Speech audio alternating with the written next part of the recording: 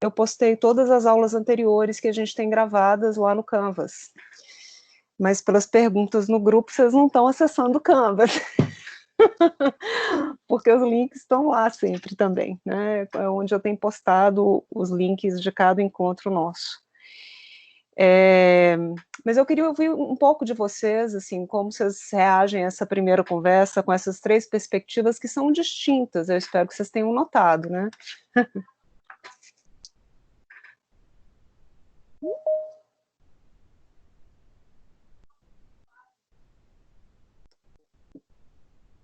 Ninguém vai me dar o que achou, o que gostou, o que não gostou, que dúvida ficou?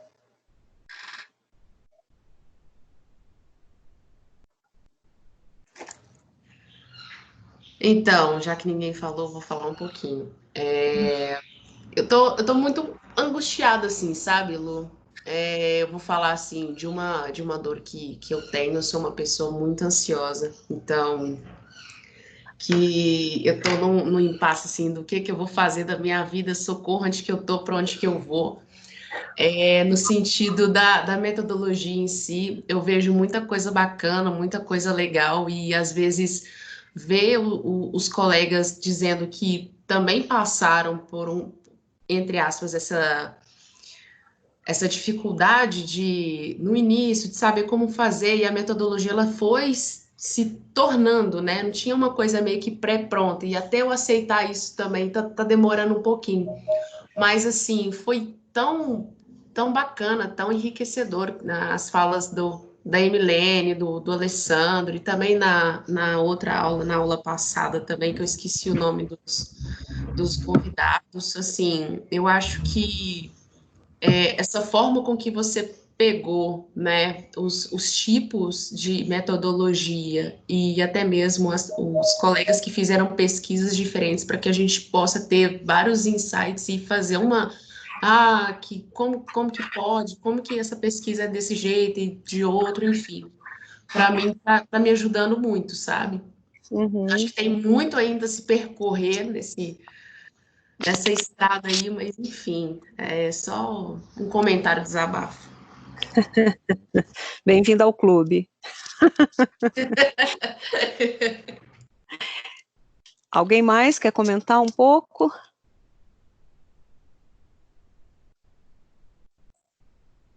As convidadas da semana passada foram Ana Flávia, Ana Pereira e Luciana Oliveira. E o tema era um pouco pesquisa e intervenção, mas a Ana, no que ela chamava de pesquisa e intervenção, né, porque tinha uma triangulação de fato e um esforço de intervenção no campo das políticas de assistência social, ela também trabalhou com uma perspectiva que a gente poderia colocar no guarda-chuva dessa semana, que são os métodos narrativos, né? Daí a pergunta do Bruno, mas eu vou esperar ele chegar para retomar a pergunta. Enquanto ele não chega, vou aproveitar seu comentário, Pamela, porque é muito curioso, né? Eu não sei vocês, mas quando eu fiz metodologia, eu tive a imensa sorte de fazer metodologia com Lúcia Afonso, que tinha que fez uma proposta muito aberta e foi uma professora profundamente generosa conosco, e acho que como mestrado foi a primeira pesquisa que eu fiz na vida, eu estava muito curiosa com as diversas perspectivas metodológicas, embora eu já tivesse um desenho mais claro, né? Porque dependendo da escolha teórica que você faz, já tem uma série de prescrições metodológicas que acompanham, e era meu caso. Mas muito cedo eu vi na disciplina que era uma oportunidade de, se não para um uso imediato, né, se não para um uso imediato para a minha pesquisa, era uma ampliação de olhar, né, e esse entendimento de que as escolhas metodológicas que não são processuais, ou elas são profundamente aderidas a uma perspectiva teórica, ou elas dão com os burros na água, né? Essa dimensão processual, ela é muito característica das pesquisas, especialmente nas pesquisas qualitativas.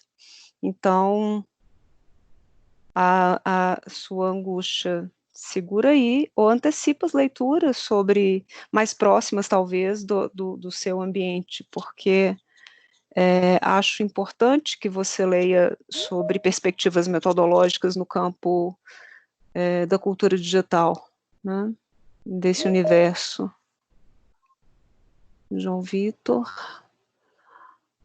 Bom, vamos retomar. Bruno, você recoloca a sua questão, mas você está com áudio, não está com áudio? É a sua predileção fazer pelo chat?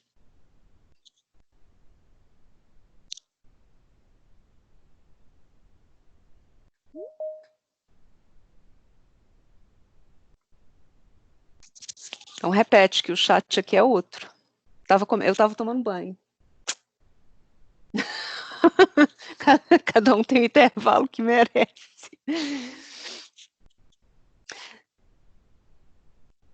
Você vai digitar aí no chat a pergunta novamente? Ou...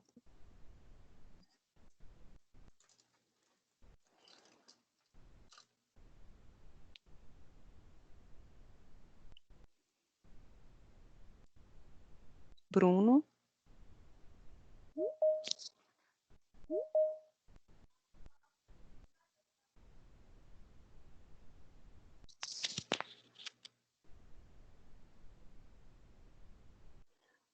Vamos... Eu estou com outro chat aberto aqui, quer que eu leia? O anterior, aqui, ó, minha pergunta. O chat anterior, Isso. essa é uma coisa que eu preciso que vocês façam, que todos saiam e encerrem a aula anterior, senão os vídeos ficam enormes, ficam mais difíceis ainda para baixar e fazer o upload. Não, Mas o mas Bruno... quando você sai do vídeo, às vezes fica como um arquivo aqui, tudo o que foi conversado. sim, tá. Quando você está no aplicativo pelo computador, né? Agora no É seu. verdade, tá certo, tá aqui. O Bruno repetiu aqui, de qualquer maneira, a pergunta. Minha pergunta é referente à história de vida e entrevista narrativa. Se seria possível a entrevista narrativa ser uma técnica da história de vida? Então, os métodos narrativos, eles são muito, muito diversificados, sabe? Então, talvez um primeiro elemento que não está em nenhum dos textos base para a nossa discussão hoje, é que o que a gente chama contemporaneamente de métodos narrativos é um guarda-chuva que envolve várias perspectivas teórico-metodológicas e envolve também campos muito distintos de conhecimento. Nós estamos, inclusive, organizando um livro, Jaque, André e eu, sobre a pesquisa com narrativas nas ciências humanas, porque cada arena desenvolve uma fórmula própria, ou fórmulas próprias para trabalhar. Agora, a sua pergunta ela é muito interessante, porque a gente tem, entre esses grandes métodos, né, e os já consolidados, a gente tem a história oral e a história de vida. A entrevista narrativa é técnica, né, e ela é defendida, especialmente com esse nome, entrevista narrativa, a partir de algumas contribuições mais recentes. Então tem um texto com o qual a gente trabalha, tem dois textos com os quais a gente trabalha, um deles está citado no texto do Alessandro, que é Munayer e colegas, né, que defendem a entrevista narrativa como uma ferramenta interessante, mas ela é apresentada como técnica, Bruno. História de vida é um método. Qual a diferença, Luciana, entre um método e uma técnica? Como técnica, ela pode ser destacada daquilo que é base teórico-metodológica para a construção. Então, você pode pegar qualquer estudo e dizer que está usando a técnica de entrevista narrativa sem nenhum compromisso de discussão das bases epistemológicas e teóricas dos métodos narrativos. Então, vamos clarear um pouco os grandes métodos que provavelmente vocês já ouviram falar, né? Esses, história oral, provavelmente alguns já ouviram falar, certo?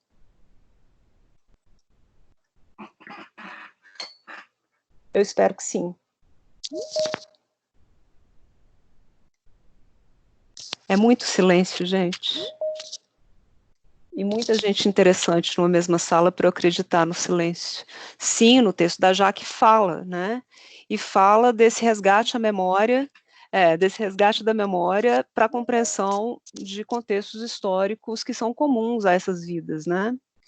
Enquanto o interesse na história de vida que também passa por uma conexão entre as vidas, as vidas individuais e os mundos sociais, como é comum a gente encontrar em algumas reflexões teóricas sobre isso.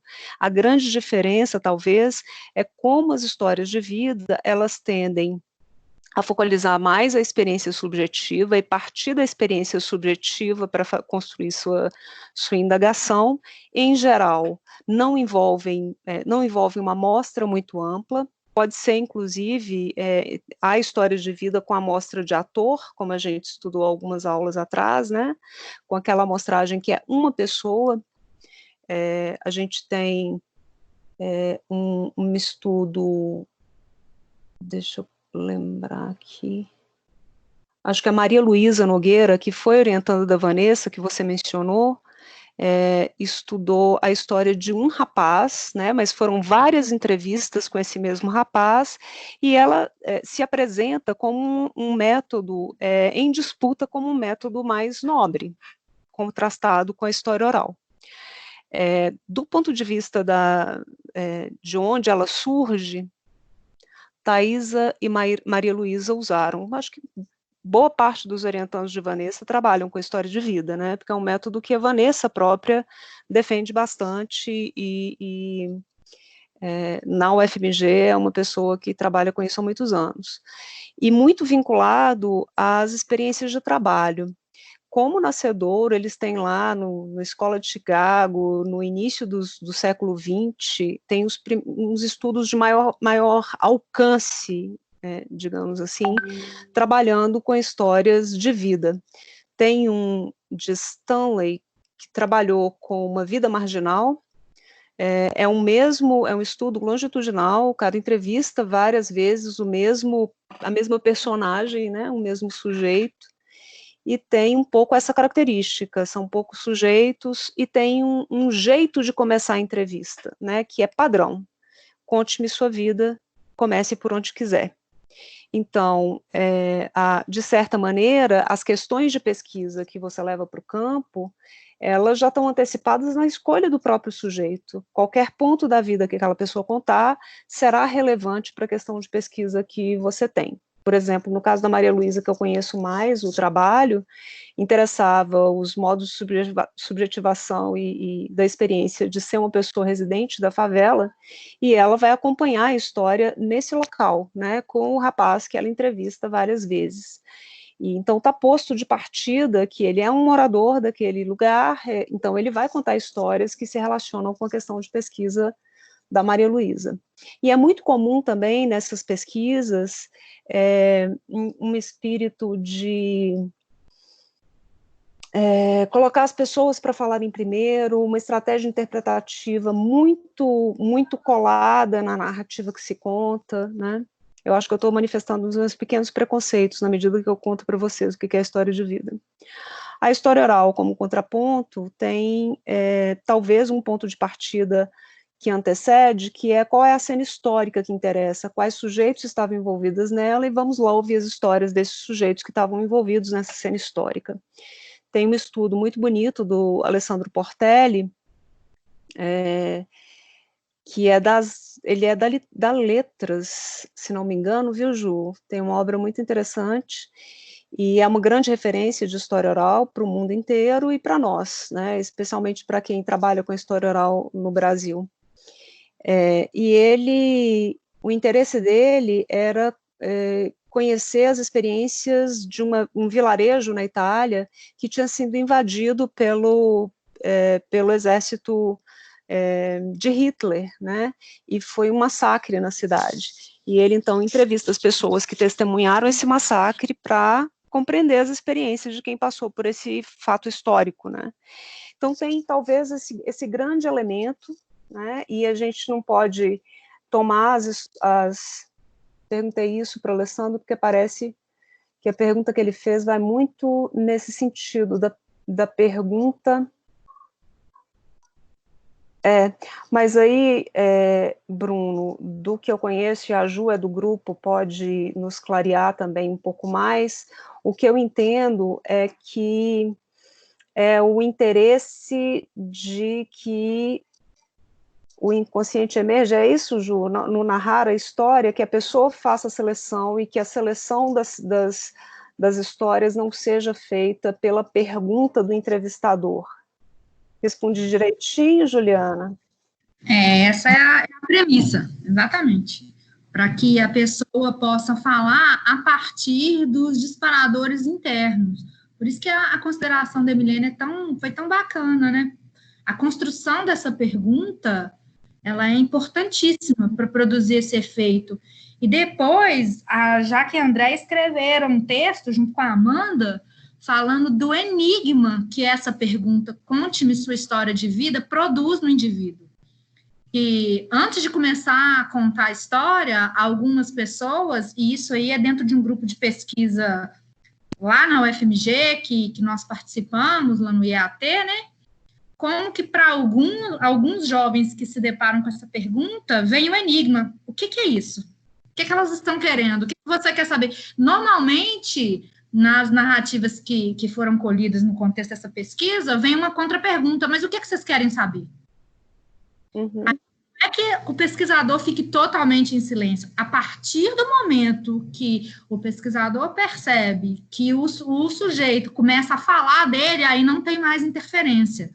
Mas é o que o Alessandro falou, existe todo um preâmbulo, um encontro, um senta aqui, vamos tomar um café, da onde que você veio, como que é a pesquisa, a leitura do termo de assentimento, tudo isso faz parte também, né? Mas a partir do momento que a pessoa começa a narrar, até que ele diga, pronto, aí o aconselhável é que não tenha interferência. Uhum. Se quiser depois chamar, voltar, contar, acho que teve um caso nesse tempo todo que eu estou no grupo, que a pessoa falou, eu quero falar mais, entrou em contato com o grupo, pediu para falar mais. Uhum. Pois é, então o meu entendimento é que tem uma marcação teórica dessa condução, né, da condução da entrevista, sim. Pois é, eu fiquei bastante curioso, e ainda, minha dúvida ainda permanece, mesmo vocês explicando isso, que é até uma coisa que eu tinha imaginado já, no sentido de que, quando vocês falam do inconsciente emergir aí, enfim, o Freud vai pegar essas questões da emergência do inconsciente em psicopatologia da vida cotidiana, né? Então, isso aí já é algo já feito. E nada impede, por exemplo, se fazer uma leitura psicanalítica de alguns pontos de uma determinada história de vida. Não enquanto método, enfim, pegando um método especificamente aí, mas a leitura desse material aí, enfim, a psicanálise pode bordear do mesmo jeito, né?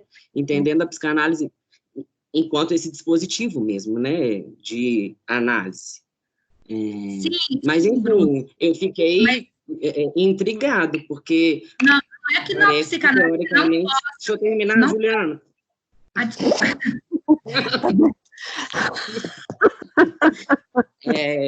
Fiquei curioso enquanto diferença mesmo, porque fica parecendo que a gente está falando e defendendo um método ou outro, e eu estou querendo saber uma diferença teórica mesmo, nesse sentido, de o que vai diferenciar. Tanto é que a Luciana fala da dificuldade de responder essa questão. Então, assim, não sei, para mim continua uma dúvida ainda, porque é até uma questão que eu tenho. Não sei se eu entendo sua questão.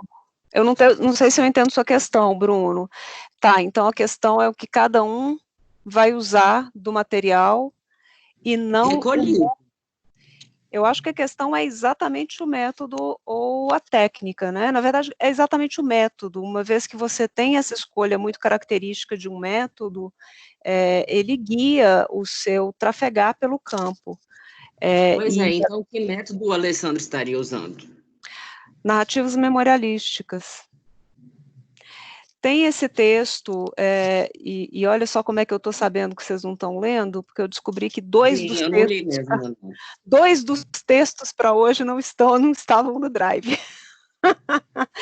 Inclusive esse da Jaque, que está em inglês, mas é cristalino, tranquilo de ler, e quem tem Google Tradutor está com tudo. Eu tenho ele em português, Lu. Ele foi publicado em português onde? Ele vai ser publicado ainda, ele está esperando, é porque eu e Rodrigo que fizemos a tradução. Aí até dividir ele com o Cris, o Rodrigo, o pessoal liberou, ele vai sair agora, num livro. Na verdade, vai sair onde? Vai sair um livro, eu não sei localizar que publicação é essa, eu acho que é uma das publicações lá do IAT. Uhum. É um texto muito interessante, porque é uma proposta que tensiona a psicanálise com o campo da história oral e da literatura. Então, de certa maneira, eu não sei se essa... que eu não conheço tanto assim, tá? Eu estou entrando no diálogo reconhecendo que minha área de expertise é outra, mas a discussão sobre narrativas, ela me é muito cara. E também compreendo...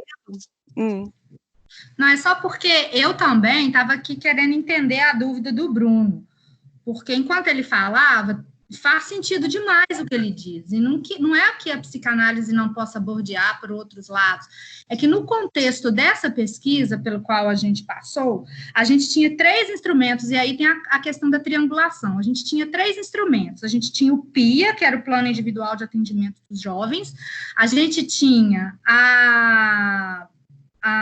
um questionário porque é um trabalho feito também com o pessoal da sociologia, então um questionário extenso, que ele era de múltipla escolha, e faltava um espaço, o grupo sentiu falta de um espaço para o sujeito contar a história, porque a história do sujeito estavam sendo compostas por outras pessoas. Então, foi uma busca por um método. Só que quando a gente foi pesquisar os métodos, né, de pesquisa narrativa e história oral, a gente via que nada do que era feito nessa pesquisa era exatamente história oral, era exatamente pesquisa narrativa. E aí, esse método da narrativa memorialística, ele é intrigante, porque ele meio que ele foi forjado mesmo a partir de leituras da Jaque, da Ana, que colocou essa questão para a Jaque, que o que estava sendo feito era uma narrativa memorialística. Então, a gente ainda não fechou, e o Ale colocou isso, e para mim isso é uma questão. Eu, por exemplo, tenho maior dificuldade com relação ao tratamento e análise dos dados, porque a minha sensação é que hora está sendo feita a análise do discurso e hora está sendo feita a análise de conteúdo. Eu já quebrei no grupo, porque eu acho que ainda não tem uma saída. Mas é perfeito isso, não é que não possa ser história oral, mas é porque particularidades que o que foi feito dentro do grupo não é, a gente hoje em dia a gente sabe mais o que não é do que o que é. Na verdade, olha, quem é que ia entrar agora? A sensação que eu tenho, assim, porque veja, nós hoje... Era eu, Luciana. Mas... Pode falar. Não, é que quando eu comecei a ler, eu não li todo o trabalho do Alessandro, né? Eu só comecei, e aí vai despertando na gente, Luciana. Eu não sei se todos os outros que estão fazendo a matéria têm essa sensação de que a primeira impressão que eu tenho é que a gente vai ter que usar todos os métodos para dar conta da nossa pesquisa, porque todos vão se encaixando. É isso é normal sentir isso? Não é normal, não. Porque, assim, cada hora apresenta uma coisa nova, e aí eu falo, nossa, isso dá certo, isso não dá certo. Eu li a do Alessandro e falei, nossa, isso aqui faria muito sentido. As outras que eu li na semana passada, nossa, isso também faria sentido. Tudo está fazendo muito sentido. E aí eu tenho a sensação de que estou ficando meio doida mesmo. O lance é que quando um método é bem encaixado como uma questão de pesquisa, é fascinante ouvir as histórias de pesquisa que nos contam, né? Porque tudo que a gente está ouvindo dos nossos convidadas e convidados até agora são narrativas acadêmicas, com teor e direção, cada um muito atrelado ao que se propôs a fazer. Tá todo mundo com essa sensação, então não fica confusa, não. Eu só posso entender que vocês estão fascinados pelas nossas convidadas e convidados, atentos a muitas possibilidades, etc. Mas quando você olha de lupa a sua questão de pesquisa, ela vai te indicar certas direções, né? Mas eu acho que a gente vai ter chance de aprofundar isso um pouco, sabe? O lance independente, Bruno, especialmente dialogando aí ainda com a sua questão, eu não sei se a gente precisa respondê-la com muita precisão. O que eu tentava te dizer é que são muitas as possibilidades de nomear o seu método, né? Nem sempre é preciso inventar um novo método. Eu acho que, do que eu entendo da direção que o grupo Narraticidade tem feito, é um entendimento do, como a Juliana falou, primeiro, intuição de que seria preciso ouvir os sujeitos diferentemente, e você vê a própria forma como o Alessandro coloca a indagação na qualificação dele, as fórmulas do método em psicanálise que antecedem algumas das pesquisas que a Jaque e os orientandos dela conduzem, eles não são exatamente próprios para nomear o que se faz, mas não indica que essa intuição de pesquisa não deva ser perseguida e nomeada, ainda que provisoriamente. Por que a gente poderia encaixar com métodos narrativos? Por isso, eu sempre preferi nomear o que eu faço, eu também trabalho com narrativas, como métodos narrativos, sem me prender a nenhuma escola, sem o esforço de nomear muito precisamente, porque, eventualmente, como a Milene diz, tem uma processualidade do campo que te força a convocar certos diálogos teórico-metodológicos, né, e, enfim, eu sempre, minha opção sempre foi vaguear pelas possibilidades metodológicas e tentar entender qual se ajusta à intuição analítica que a gente está propondo. Então, a gente tem, no Brasil, vocês vão encontrar escolas, tá? Pessoas que defendem como o método, que eu não acho que é a perspectiva das narrativas memorialísticas, eu leio como experimentação metodológica, assim como as narrativas ficcionais, assim como a autoetnografia, para mim, são todas experimentações metodológicas, né? Foi proposital, quando o Alessandro brincou, olha quem se elencou, foi proposital. E aí eu quero começar, talvez, a entrar nos textos de um ponto para dizer desse propósito que eu trouxe para vocês. Porque acho que foi a Andriele que usou a palavra para se referir ao trabalho da Emilene como um exercício criativo, né? É isso que está em jogo quando a dimensão de campo, a dimensão do encontro com o seu objeto, mas numa cena empírica qualquer, desafia aquilo que você já conhece de substrato teórico metodológico, aí você entra no campo da experimentação. Essa experimentação pode ser olhar na prateleira e ver o que já tem, combina com isso, combina com o que eu estou fazendo, e inventar alguma coisa que não está nomeada ainda.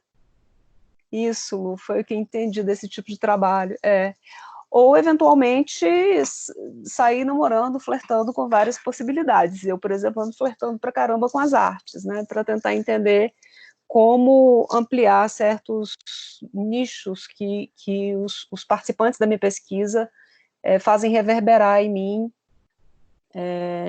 Então, esse é um caminho. Agora, no Brasil, a gente tem autobiografia, um pessoal da educação, que é um grupo que eu falei do tratamento do que é recolhido, isso.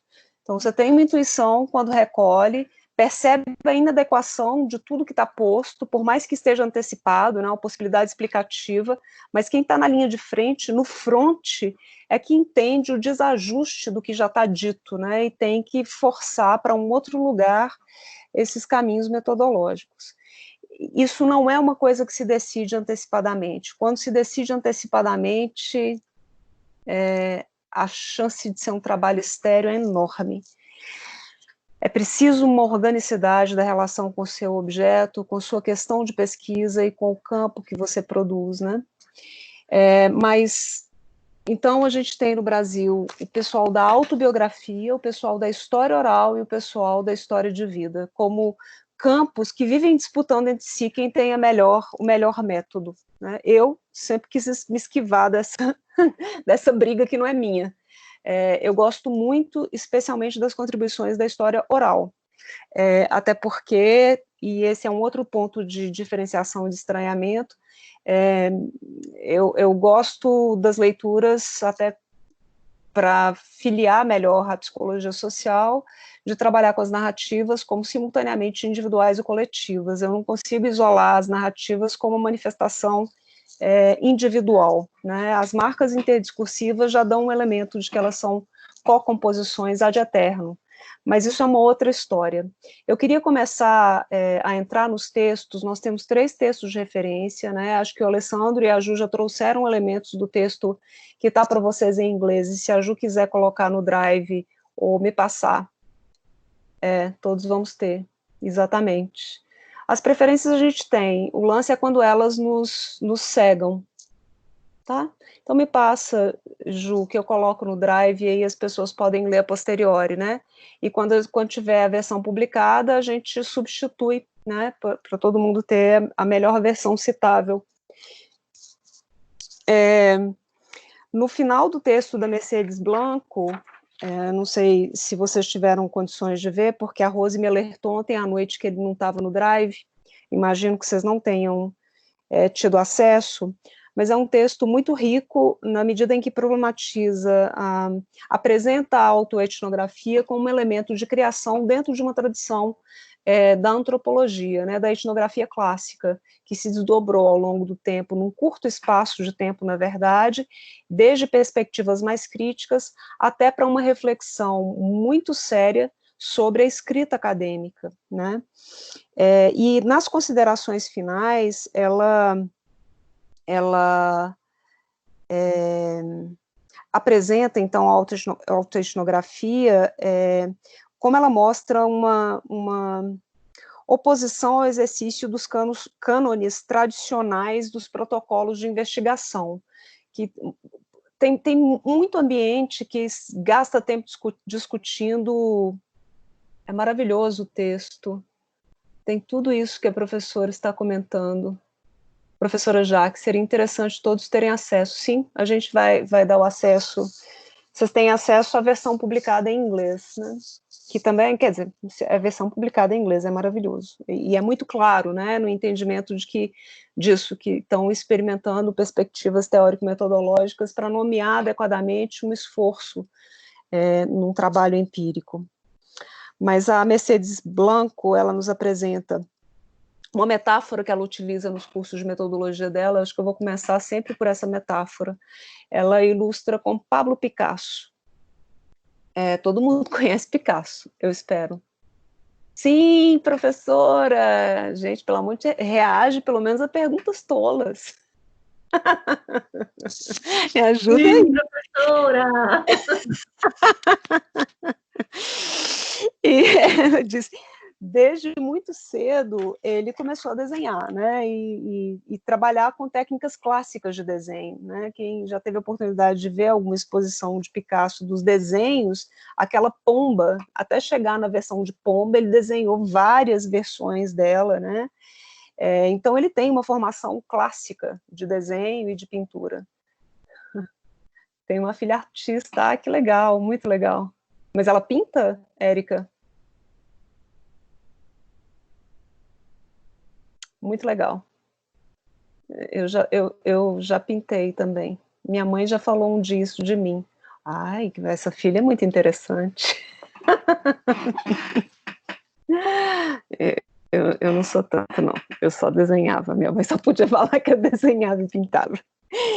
Mas ela vai contando pra gente como ele, na verdade, antes de partir para uma invenção, ele tem uma formação clássica muito interessante, né? Então, esse é um dos perigos. Você vê, nenhum dos nossos convidados chegou aqui e disse, inventei uma coisa nova, esse é o nome da coisa nova que eu inventei, né? Disseram, tive um dilema ali no campo, na minha produção, queria forçar uma certa linguagem, queria experimentar alguma coisa, né? E achei bárbara a pergunta que a Rose faz para a Angélica, se ela responde as questões dela com esse método. É muito interessante, porque nenhuma das ações dos 3 me parece desvinculada desse esforço de responder a questão que eles tinham. E a própria suposta invenção é, na verdade, uma tentativa de solucionar e de criar um atalho, né, ou criar uma condição para ler o problema que estavam querendo ler. Então, ela nos diz, em 2006, no Museu do Prado de Madrid, se montou a exposição Picasso, tradição e vanguarda, exatamente para mostrar esse elemento. Quem vê, sei lá, um quadro mais dos últimos anos de Picasso, imagina que ele nasceu para a invenção, né? E mal suspeita que ele só pôde inventar porque ele construiu uma base de ferramentas muito sólidas de uma formação clássica como artista, né, no ofício dele.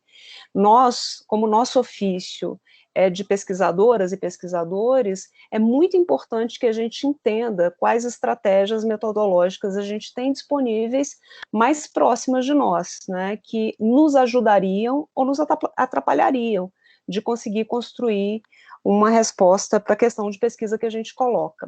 Então, eu acho formidável, né, ela atrelar essa dimensão, só se inventa com muita formação, né, só se, a invenção não é o brilhantismo do seu desafio aceito. A Emilene também respondendo a Andriele, dizendo do acesso ao Marcos Reigota como uma solução de um problema que se interpôs no campo, né, quando a gente se dá conta, porque essa foi um ponto de convergência do projeto que eu coordenava com o da Emilene, quando a gente se dá conta de que não havia interesse dos jovens, né, de tornarem o seu diagnóstico público, né, porque tem uma consequência disso, né, de redução ao diagnóstico e uma série de outros elementos que a gente discutiu depois num capítulo de livro, né, trabalhando com a ideia de tópicos sensíveis, é uma solução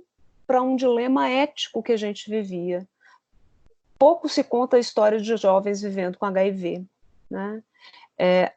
Tem um dilema e um impasse de como chegar a esses jovens, de como estabelecer uma relação de confiança para eles nos contarem suas histórias e qual o nosso compromisso ético de colocar essas histórias em discussão, né, de pautar essas histórias reverberando, então, um tipo de visibilidade para um público que é negligenciado numa série de políticas, né, que são quase sempre direcionadas para os adultos vivendo com HIV. Então, todas essas soluções, elas não são inspirações de uma boa orientadora, não tem nada a ver com isso. Tem a ver com a orientadora louca que consome metodologia como hobby, né? Acho interessante quando nenhum método nenhum método ou técnica é exatamente uma solução brilhante, né? Acabei de te enviar o texto por e-mail. Tá bom, mais tarde, assim que eu sair daqui, eu coloco lá no Drive para vocês, tá? Isso. Então,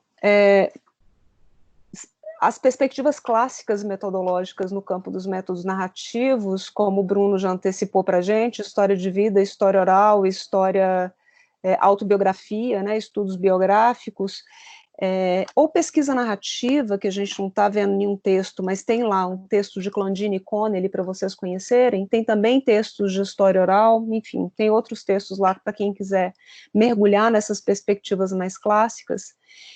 Os métodos narrativos, eles são convocados quando a sua questão de pesquisa, ela pressupõe que você precisa escutar uma trajetória de vida, seja ela em aberto, como as narrativas memorialísticas e a história de vida, talvez por isso a sua inquietação, né, Bruno?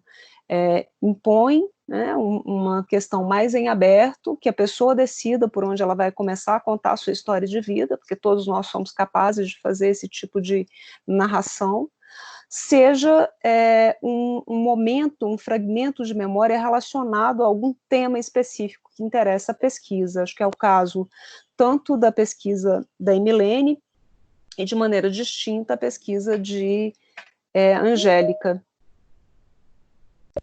Então, Pamela, Rafael, Andriele, que falaram, estou ficando confusa com essas perspectivas metodológicas, é preciso que vocês olhem para a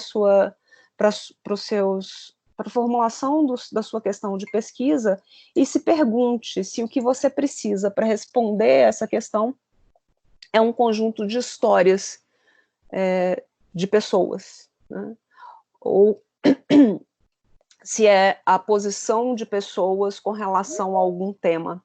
Se é a posição de pessoas com relação a algum tema, não se trata de pesquisa narrativa. Talvez você seja mais feliz nas suas respostas fazendo entrevistas semi-estruturadas ou grupos focais ou observação. Alguém abriu o... Deixa eu ver aqui. Foi eu, Lu, mas foi por engano, desculpa. Foi só uma interrupção doméstica aqui. Não tem problema, não. Eu gosto de ser interrompida, vocês me interrompem pouco.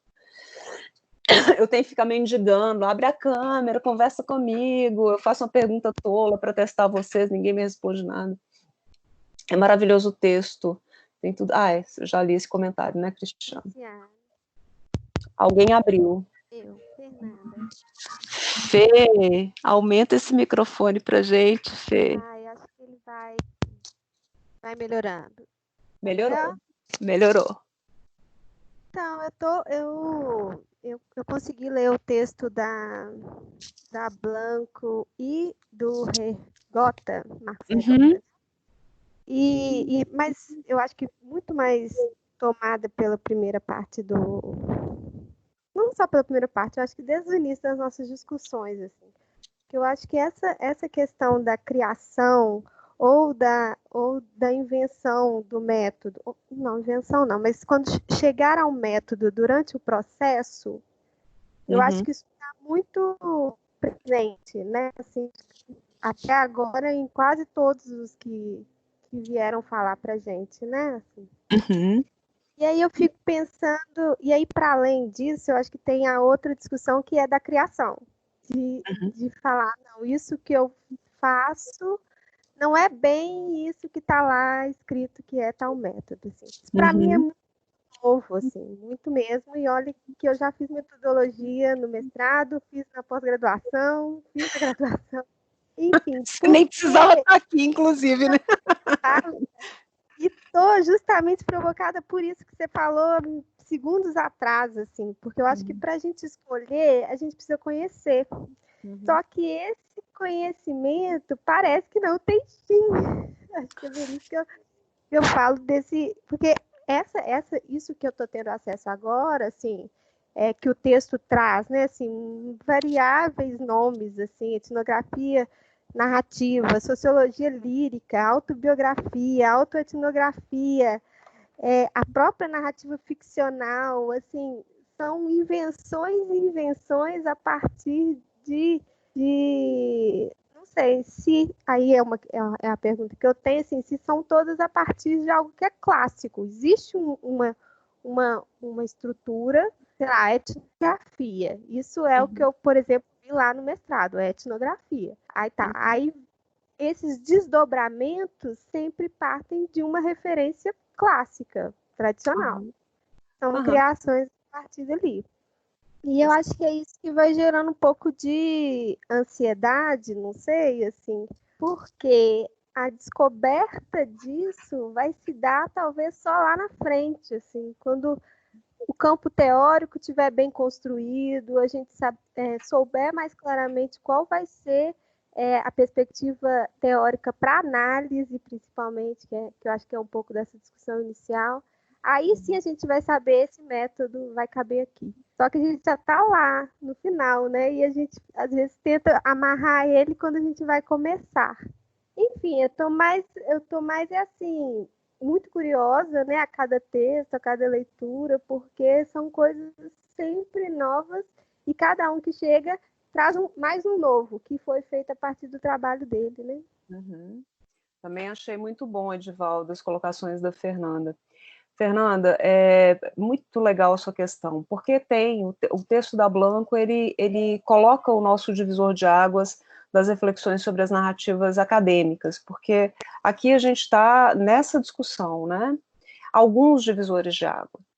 Tem essa publicação no campo da etnografia, porque a etnografia, gente, ela é um elemento importante, é um campo importante para a ampliação das perspectivas metodológicas no campo das ciências humanas e sociais, né? foi muito atrevida, especialmente as iniciativas da Escola de Chicago, que traduziram a etnografia para contextos cotidianos, né, e inventaram a beça a partir disso. Mas tem essa publicação do Clifford James e Marcos, esqueci o nome do cara, que é Writing Cultures, né, Escrevendo Culturas, que é uma contestação, inclusive, da posição mesmo do Geertz. O Geertz já traz para a etnografia a dimensão da reflexividade, então da etnografia, essa interpelação da posição do pesquisador, né, o que a Angélica vive em ultimíssimo grau na experiência dela, né, nas experiências autoetnográficas, autobiográficas, etc., elas convocam a subjetividade com intensidade maior do que a própria noção de reflexividade em Geertz dava conta, né? E, para além disso, mesmo o texto da descrição densa do Geertz, como relato da pesquisa, tudo bem, não era o relato, o contraponto de Geertz com a etnografia clássica, não é o relato positivista, não é o relato objetivo dos fatos, mas um relato da interpretação possível daquela cultura. O que os outros autores trazem, e aí com resgate também das experiências da Escola de Chicago, é que, na verdade, o que a etnografia havia perdido de vista eram dois elementos-chave, né? Nós não observamos, o objeto não é sempre um outro estranho, né? O objeto pode ser um objeto muito próximo, objeto de interesse da sua pesquisa. E aí, mesmo a noção de reflexividade, ela precisa ser revisitada, repensada. E o outro é o tipo de escrita, que a própria escrita, ela é interpretação. Então, Writing Cultures é uma reivindicação de que os estudos clássicos, eles se distanciavam da realidade na medida que eram maquiados numa narrativa científica que era direcionada apenas para as pessoas da própria academia, né? E aí, essa obra, que acaba sendo, os etnógrafos de plantão começam a contestar e chamar de etnometodologia, vocês já ouviram essa expressão? De uma narrativa do cotidiano, desculpa, de uma etnografia do cotidiano, de uma etnografia que também questiona a escrita etnográfica e abre todo um leque de discussões do que é o texto acadêmico. Então, esse é um ponto de partida, sabe? Se um elemento de clássico, eu diria, para essas discussões que a gente está tendo hoje, da criação, da invenção, etc., esse é um texto que a gente pode pensar como um texto clássico, Writing Cultures, sabe? E tem um outro elemento importante para a gente pensar no que você diz. Tá certo, quando a gente chega no final e o trabalho está pronto, a Angélica diz, não, é um texto em aberto. Quando você chega na dissertação, você entrega na sua banca de dissertação, é só um momento do processo, né? Mas essa processualidade, ela acontece o tempo inteiro, mas em questões distintas, né? Quando você submete o seu projeto no CEP, parte dessa processualidade já aconteceu, e as decisões que você faz, né, quem vão ser os sujeitos, quais vão ser as estratégias metodológicas, etc., já estão antecipadas ali. Então, Emilene foi com o projeto dela para o CEP, já mencionando que daria um tratamento de narrativas ficcionais para o trabalho dela, né? Então, essa processualidade, parece que ela chegou no final ainda refletindo sobre como seria isso. Não, tem etapas de processualidade. Uma primeira foi, narrativas ficcionais a resolver nosso problema, vai, então vamos pôr no projeto que vai para o CEP. E uma outra processualidade mas como é que eu componho narrativas ficcionais, né? Então, são decisões que você vai fazendo ao longo da pesquisa. Essa dimensão da processualidade tem muito mais a ver com isso. Agora, muitos momentos dessa processualidade são decisões muito pragmáticas, sabe, Fê? Eu fico babando de falar, eu não sei se eu estou me perdendo. Alguém quer comentar?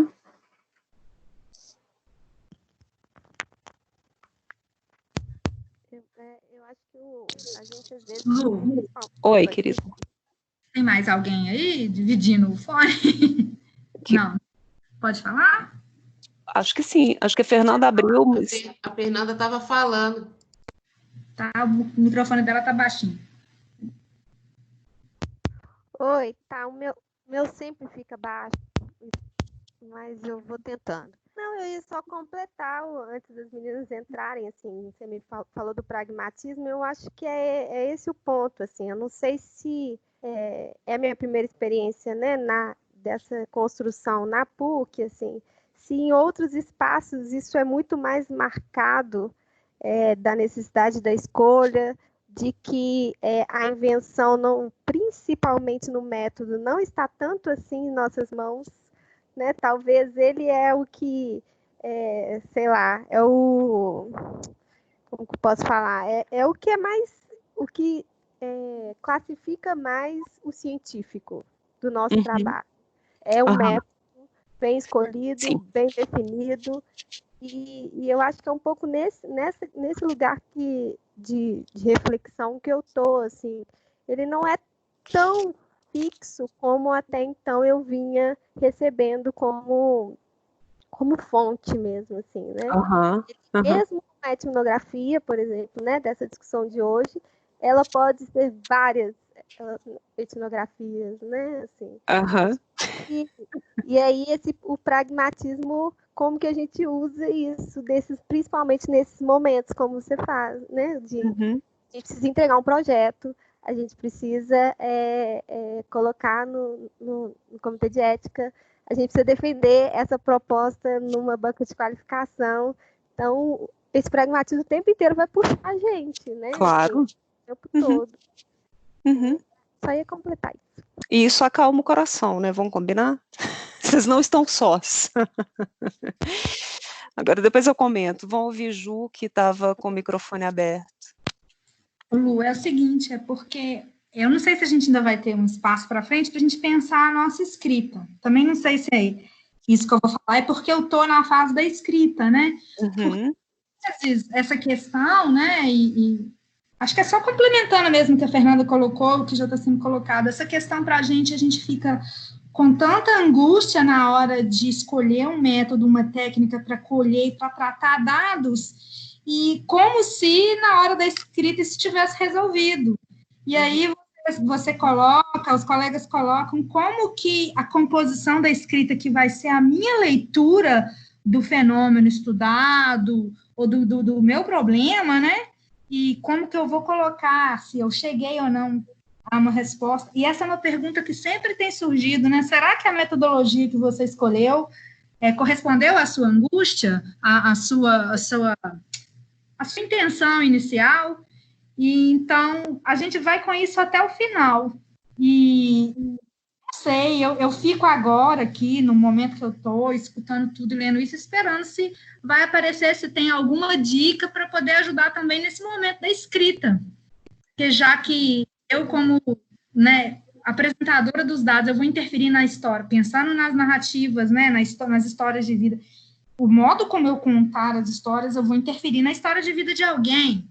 E aí eu fico pensando tanto que é importante a nossa pesquisa como devolutiva para esses sujeitos, né? Impacta o Alessandro contou de como que encontrar com ele na vida daquele jovem foi uma abertura de possibilidades. Na nossa pesquisa, a gente tem um participante que resolveu ir para a faculdade de comunicação a partir da pesquisa. Então, são coisas que a gente se surpreende porque não acabou ali, né? Então, a escrita, ela é um problema também para a gente pensar. Agora, se a gente for ficar pensando na escrita, depois na publicação, a gente nunca vai parar de angustiar, né? Eu acho, na verdade, Ju, tem tantas formas de pensar a escrita acadêmica, né? Sim, tem algumas leituras recomendadas para vocês, inclusive um texto que você deve conhecer, um capítulo que Rosineide e eu escrevemos sobre narrativas acadêmicas, ou como contamos o que fazemos.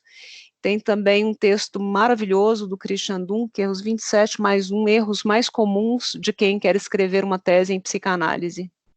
E tem uma autora da história oral construindo um eu narrativo, que é uma reflexão dela sobre como tratar uma história, ela tem uma oposição radical. A própria transcrição já é uma conversão da história numa outra coisa, porque a história em si, aquela que foi contada na situação de entrevista, ela está perdida para sempre. Né? O máximo que você chega dela quando ouve o áudio de novo.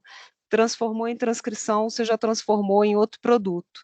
São leituras um pouco, não estão tratando, talvez o texto do Christian Dunker trate mais, né, o que é a escrita, quais são os percalços que se passa quando se apresenta. Ah, você conhece esse texto, né? Mas aí é uma outra reflexão, né? E uma reflexão também é isso, quanto mais criativo a gente é, mais dificuldade de publicação a gente vai ter. Porque, olha, acho que foi a Rose que fez essa questão para a Angélica, né? Não, esse tipo de linguagem não é aceito em todos os circuitos legitimados como científicos, né? Mas essa é a parte bacana, eles reverberam muito facilmente entre os participantes da pesquisa e, por vezes, inclusive entre formuladores de políticas públicas, dependendo do acesso que você tem a ele. Então, por exemplo, a pesquisa da Emilene teve um impacto muito grande na comissão de STI, do nosso projeto também, e ninguém tinha dúvida que a gente estava produzindo um conhecimento com um valor importante para o contexto das políticas de HIV e AIDS do município, né? Mas você conhece o texto do Christian Dunker, Ju? Lu, posso falar? É a Rose. A minha preocupação, e eu fiz essa pergunta, né, para a Angélica, porque, na verdade, assim, a resposta que eu quero não é só para mim, né, e o público que eu, na verdade, estou tentando, a análise que eu tento fazer é uma análise de um público, né, do jurídico, que eles se acham.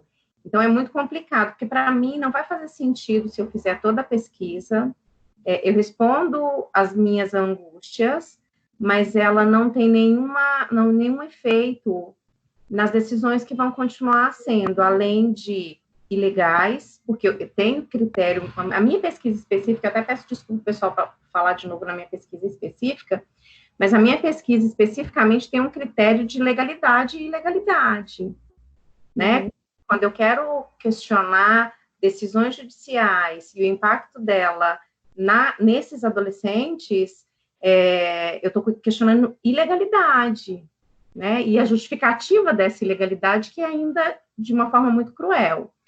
Então, por isso que eu perguntei para ela, respondeu a angústia dela, mas para mim fica complicado exatamente por isso, porque eu quero que a minha pesquisa seja lida não só por pessoas que, como eu, gostam de ler o texto, que mexe comigo emocionalmente, me afetam nos meus sentimentos, meu lado romântico. Então, por isso que eu sempre achei que aquele texto que eu te mandei, aquela parte daquele texto que eu te mandei, eles eram muito românticos para responder a uma questão que tem a ver com uma resposta de legal e ilegal no meio jurídico, entendeu? De legal e ilegal? Ou ilegal, Porque, na verdade, assim, se eu ficar falando do direito aqui, fica chato até. Mas, por exemplo, se eu hoje utilizo a doutrina da proteção integral, significa que eu estou utilizando o que é legal para o momento pós-Constituição de 88. Se eu uso a doutrina menorista, eu estou eu estou justificando de uma forma ilegal, porque a gente não tem mais a aplicação dessa doutrina para aplicação de sentença. E a forma que eles mascaram essa ilegalidade, que é o ponto crucial que vai responder às minhas angústias. É isso. E por isso que eu preciso de ter esse cuidado na hora de escrever. Porque senão, para mim, seria muito mais gostoso e muito mais fácil escrever da forma romântica. E a autoetnografia falar das minhas sensações na audiência, aquilo que eu já havia falado antes. O espaço físico de uma audiência, como esse adolescente é recebido naquele espaço. E isso, para mim, é muito fácil falar. Agora, você analisar a documentação e tirar dali as respostas, é que vai atingir esse público específico que está atuando de uma forma ilegal. Que não tem com direito, porque passa pelos afetamentos deles, enquanto juízes, do que eles querem responder para a sociedade, porque, na verdade, eles são apenas reflexo de uma sociedade que quer punir esses meninos de qualquer forma. Olha só, as pesquisas, elas podem ser reveladoras de práticas terríveis, tá bom? A gente tem uma série de exemplos assim, Vigiar e Punir, o Goffman. Seria uma questão da ideologia por trás das decisões judiciais, Rose? Pergunta para você, Rose. Também, porque... mas eu acho que do que a gente tem enquanto judiciário hoje. Quem são as figuras que decidem a vida de meninos e meninas que não são reconhecidos? Eles são invisíveis até chegarem ao judiciário. E como que você coloca pessoas que têm uma outra concepção de sociedade para decidir vidas de pessoas que até então eram invisíveis? Que eu preciso responder para a sociedade que eu estou punindo esses meninos para eles não tirarem a paz dessa sociedade pacífica que a gente tem aí, né, super perfeita. Seria isso. Respondi, Bruno?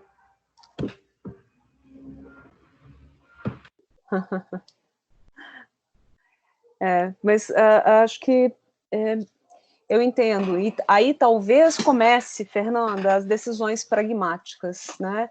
Por mais importante que seja a sua reflexão pessoal, com a experiência que você tem com essa cena empírica que você quer denunciar, você já tem uma prerrogativa de denúncia colocada na sua questão de pesquisa.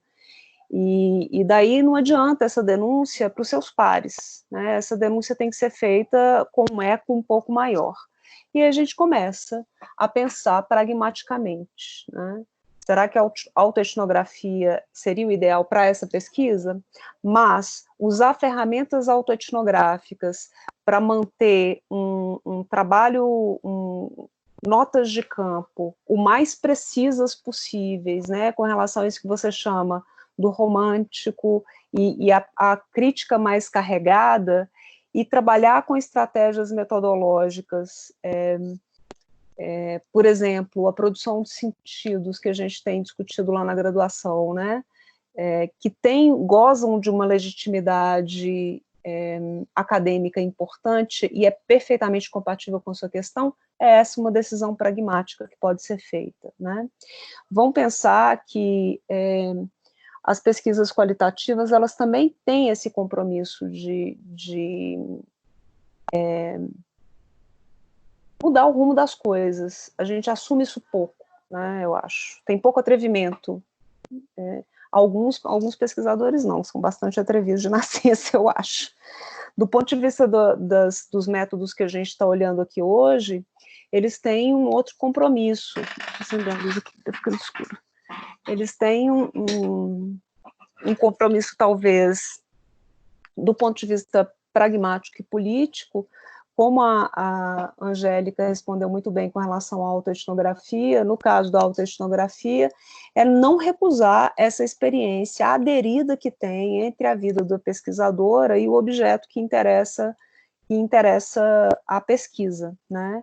Essa recusa, ela não é uma recusa também de transformar uma pesquisa num solipsismo, a minha experiência, e eu. Você viu as críticas em inglês, eu ouvi muitas vezes essa crítica num congresso que eu frequentei há alguns anos, né, de pesquisa qualitativa. Fernanda, eu faço isso, eu vou para os celeiros de reflexão de pesquisa qualitativa para me inspirar. E para conhecer o que as pessoas têm encontrado de soluções criativas, né? Eu não quero inventar muita coisa, não, eu quero conhecer um tanto do que já tem e ver o que se aplica e o que resolveria os dilemas que eu encontro no campo. Mas lá a autoetnografia é pulsante, né? Eles têm... Eu cheguei a fazer um workshop com a Caroline Ellis e o Arthur Brochner, que são meio pioneiros nessa construção da autoetnografia. E é muito pulsante, mas, ao mesmo tempo, em algumas sessões de apresentação, eu fiquei muito intrigada, e lá várias pessoas do lado falaram assim, nossa, essa pesquisa é uma me research, é uma pesquisa do eu, assim, e ela fica reduzida a uma reverberação, aí sim, aparentemente narcísica da experiência. Por outro lado, a gente viu também, né, e aí a gente vê no próprio texto da Blanco, que como nova linguagem acadêmica, a autoetnografia ela se expressa também de variados modos, como uma apresentação de resultados de pesquisa. Eu vi uma performance, uma apresentação de uma duoetnografia, olha só, são uma mulher negra e uma chicana, ela se apresentou assim, e uma mulher uma mulher mexicana, mas todos latinos, o jeito pejorativo, e depois o próprio movimento potencializou como um modo político de se afirmar, né? Então, uma negra e uma chicana compartilhando as suas experiências de serem de serem aprovadas, de ingressarem no staff acadêmico nas universidades brancas estadunidenses. Elas constroem, então, um tipo de reflexão que é um conjunto de trocas de e-mail, e quando elas vão apresentar, elas apresentam como uma investigação duoetnográfica e extremamente potente para denunciar os preconceitos experimentados por mulheres negras e chicanas no mainstream acadêmico estadunidense, né? Então, e aí elas apresentam numa leitura de fragmentos mais contundentes dessa troca de mensagens que elas fizeram ao longo de um período extenso de tempo, e apresentam como uma espécie de encenação, né, de sketch de teatro.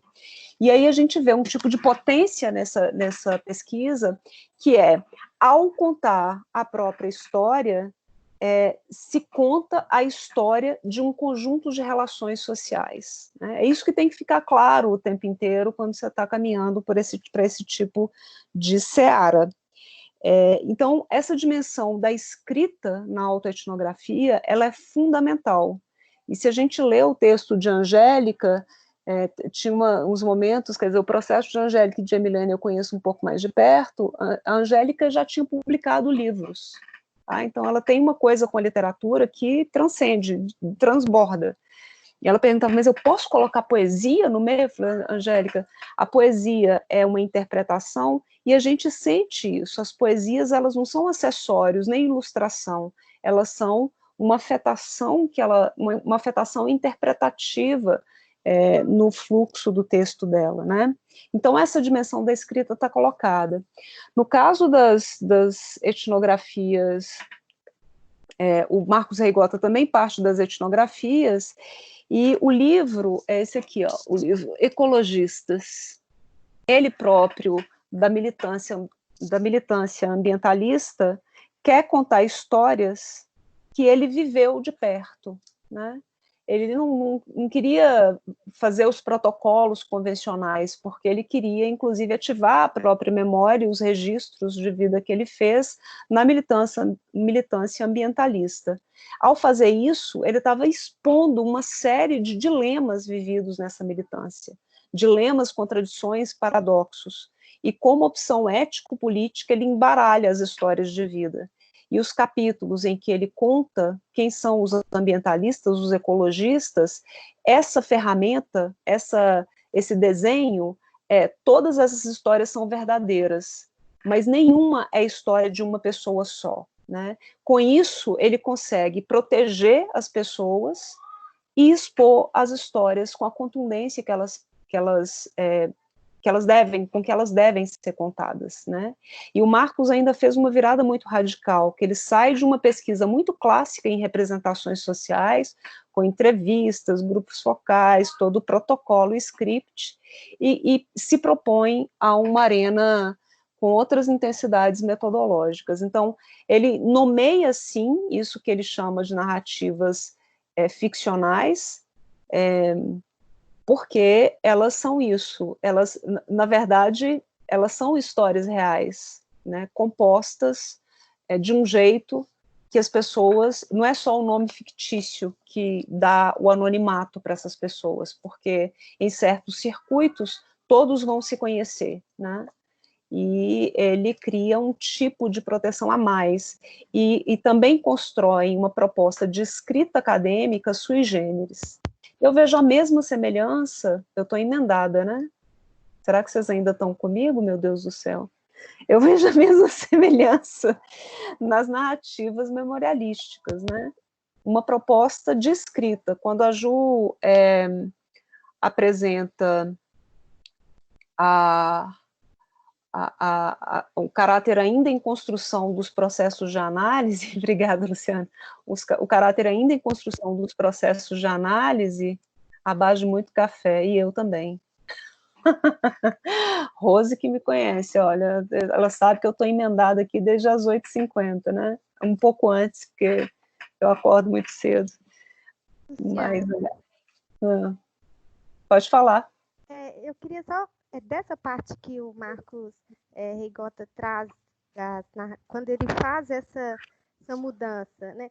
Quando ele percebe que poderia contar essas histórias, essas narrativas, de um modo ficcional, eu fiquei pensando, uma coisa que você trouxe um pouco antes, sobre a possibilidade da gente buscar em métodos diferentes algumas técnicas. Porque eu fiquei muito, na minha dissertação, eu trabalhei com a descrição dos meninos das tatuagens deles, né? E aí eles participaram do processo, e aí no final, né, eu fiz o feedback com eles leram, foi super bacana. E aí a gente tem aquilo que é da orientação de não identificar pelos nomes, né? Então, as tatuagens não estavam identificadas. Só que ele se reconheceu, logicamente, na história e nas tatuagens. E foi legal, assim, porque eles vieram me perguntar: ah, Fernanda, o nome lá que eu tinha escolhido, sou eu, não sou? Não era eu aquele ali? Porque ao final daquilo, né, assim, eu vou para muito além, porque eu fui conversar com eles para eles me falarem sobre a história da tatuagem, ponto. Mas a discussão que isso foi trabalhada no meu trabalho foi muito para além disso, que é da estigmatização, do que eles viviam, dessa marca no corpo para além da cor da pele deles. E era uma discussão que com eles, necessariamente, eu não tinha tido, né, assim, porque não era esse o propósito. Mas aí eu fiquei pensando, assim, se na apresentação eu tivesse embaralhado isso um pouco mais, talvez eu traria essas histórias ainda menos detectáveis, assim, sabe? Até para os próprios sujeitos, assim. Foi uma coisa que eu pensei agora, assim, juntando o que você estava falando, mas que me veio a lembrança deles me mandando no WhatsApp: o fulano sou eu, o fulano é ciclano, porque eles também alguns se conheciam, e eu fiquei, putz, que eu, assim, não tinha nada que atravessasse, lógico que não, mas com essa questão da narrativa ficcional eu fiquei muito provocada, assim, seria um técnico interessante. É uma medida de proteção. Eu quero pegar um livro aqui, só um minuto. Ai, meu Deus.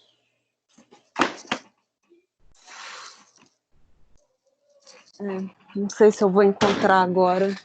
Ah, encontrei. Espera aí só um minuto que eu já volto.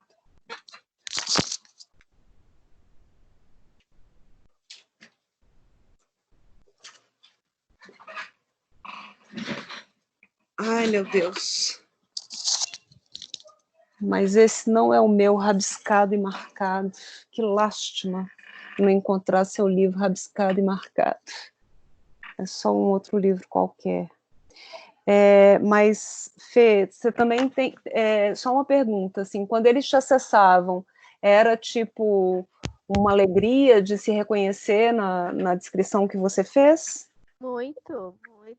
Por isso eu falei que não foi nada que provocou, mas eu fiquei pensando, se fosse, né, assim, se meu tema extrapolasse ali numa análise que tocasse em algo que eu mandei justamente para que eles se reconhecessem de alguma forma, né? Assim, porque o trabalho era sobre eles e eles puderam ler ao final, né? Mas eles me deram esse feedback muito nisso, na curiosidade, não gostei demais, não, doido, né? Aquelas umas análises assim, né? Mais pontuais. Mas eu fiquei muito com essa dúvida. E se não, né? E se tivesse tocado em algo ali, tudo que a construção de escolher outro nome, isso se cai por terra, né? Assim, com sujeitos, né? Com sujeitos. Porque acho que te ouvindo, eu fico com essa. Dependendo de qual é o resultado, né? E qual é a questão de pesquisa que você tem, o tipo de reconstrução que a gente faz com as histórias que a gente produz durante a pesquisa não é uma reflexão que desvaloriza a experiência, ao contrário, né, tem uma valorização daquela experiência, né, mas esse pode não ser o caso, não era o caso na pesquisa da Emilene, não era o caso no tipo de proposição que o Marcos fez, né, porque o ponto de partida era revelar os dilemas experienciados por essas vidas. No caso dos adolescentes, não, dos jovens vivendo com HIV, estava muito claro desde o início. Essa cena que a Emilene faz uma alusão, essa pessoa estava convidada para ir numa reunião nossa, né? Era um projeto de extensão e a gente queria definir, porque a prefeitura tinha colocado na mesa da Comissão Municipal de ST/AIDS que queria que a gente fizesse propostas voltadas para a população jovem. E a gente chamou essa pessoa que, na época, era uma liderança no movimento de jovens vivendo com HIV, e todo mundo sabia disso. Chama o fulano. Eu falei, tá. E aí, estava chegando na PUC, começou a pipocar a mensagem no meu celular. Luciana, aqui é fulano, quem vai nessa reunião? Aí eu falei quem ia, né, porque era uma reunião da comissão que ia acontecer na PUC, eu falei, essas pessoas da comissão confirmaram, e vai estar lá também minha equipe.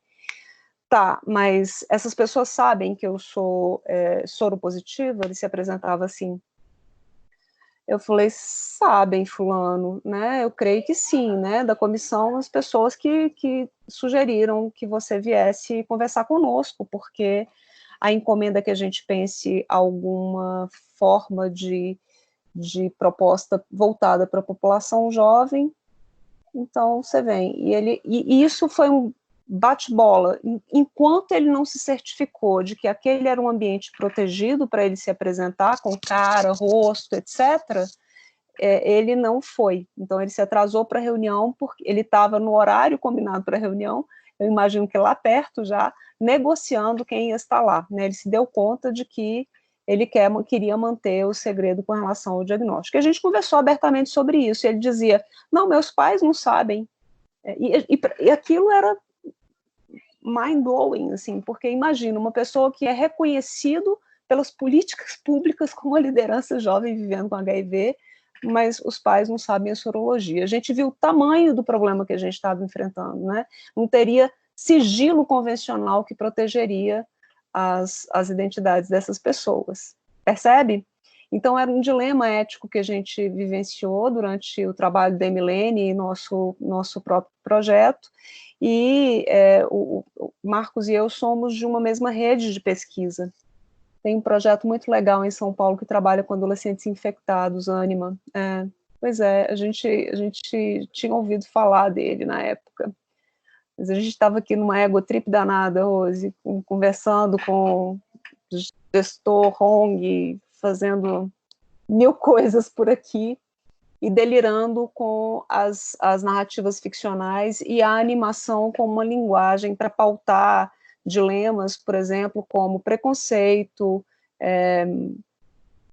a infecção por transmissão vertical, a mulher, as mulheres vivendo com HIV, elas são profundamente invisibilizadas, mesmo nas políticas públicas, mesmo nos próprios movimentos, né? Isso foi uma coisa que a Emilene detectou na pesquisa dela e que depois eu desdobrei numa pesquisa minha, porque a pesquisa dela tinha uma direção que não cabia se dispersar com essa questão.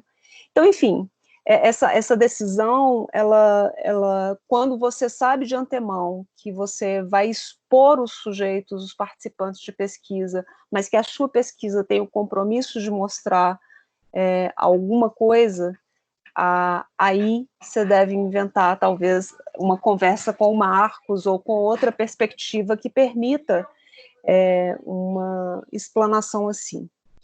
E aí, os pesquisadores clássicos de plantão podem dizer, mas isso não é pesquisa, como assim narrativas ficcionais? Como assim baralhar entrevistas? Porque você grava entrevista pela fidedignidade do dado.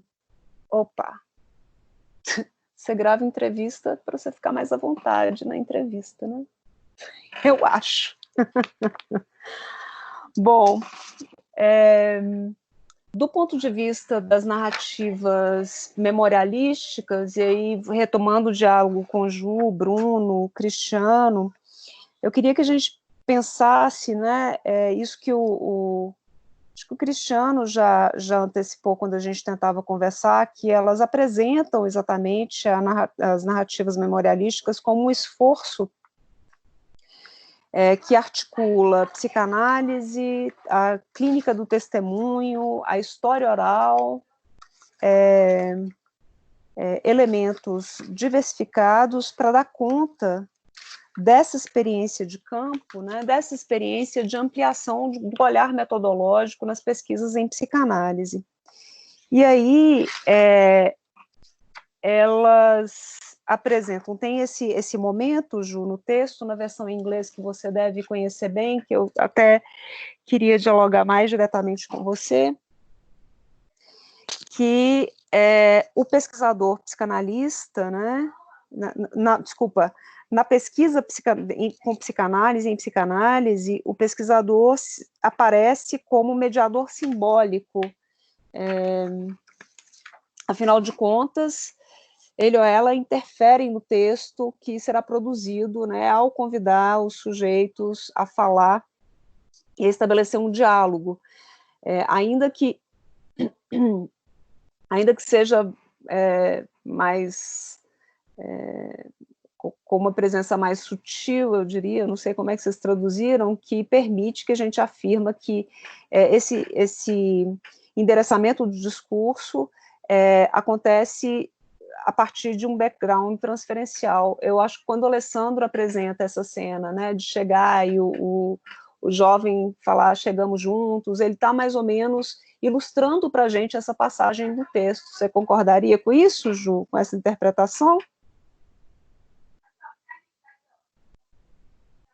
Pedi a Ju? Sim, sim. Povo tímido. E eu queria que a gente abordasse, quando vocês tiverem, o texto é de fato muito instigante, e elas fazem uma proposição, né? Ju, acho que eu vou abrir o texto em português, você já mandou para mim, né? Já. Ou então você lê para a gente as proposições, acho que eu preferiria. Essas proposições... A minha aba aqui que está com o texto, peraí. Essas 9 proposições ao final do texto, né? Porque é uma tentativa ali de síntese da discussão do que seriam as narrativas memorialísticas. Uma coisa interessante que eu fiquei pensando aqui, que a gente ainda não teve a oportunidade de falar, é que as narrativas memorialísticas, né, elas vão trabalhar com uma parte, na verdade, eu vou falar aqui mais a parte da teoria da literatura, que foi o que eu estudei mais. Uhum. Ela parte de um pressuposto que o texto, e eu também vou falar também do lugar da literatura de testemunho, que é a praia em que eu estou estudando mais, acho que eu estou com mais condição de falar. Ela parte da premissa de que o texto, o discurso, né, e o texto, tanto faz ele oral quanto ele escrito, ele é o agente que é a cápsula da memória, né, ele encapsula a memória. Então, narra-se para que uma coisa fique registrada, para a posteridade ou para efeitos de produção de uma posteridade. E aí, um conceito importante é que nas narrativas memorialísticas é o trabalho de memória. E aí, o movimento de recordar e o movimento de não esquecer. E essa seleção de conteúdos, a gente tem entendido que ela é um trabalho mesmo, às vezes ela pode ser angustiante e dolorosa para o sujeito. Por isso, esse cuidado também de não interferir muito na narrativa, de não transformar o momento de produção da narrativa numa entrevista, para poder também deixar o sujeito se haver com o que ele quer preservar e com o que ele quer declarar, com o que pode vir à tona. Porque na história, e aí o testemunho, ele tem, é engraçado, porque quando ele é testemunho lá na Alemanha, acho que o termo é Zeugnis, né?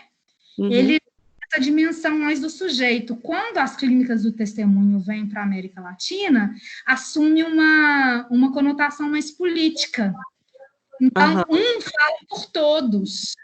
Então, não pode ter muita interferência, porque a gente aposta que vai surgir ali uma voz individual e uma voz coletiva.